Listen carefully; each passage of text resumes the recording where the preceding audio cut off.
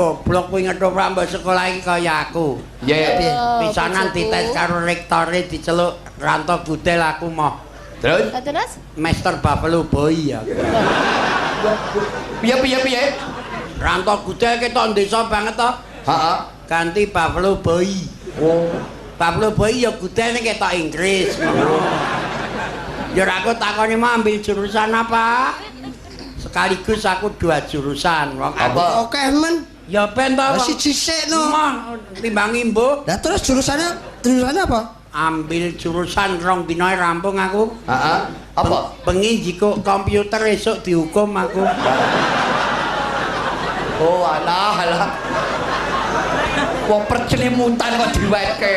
Jare mbiyen ekonomi. Ekonomi lemah, metune pendak mulut dodol celengan aku mau. Ayo.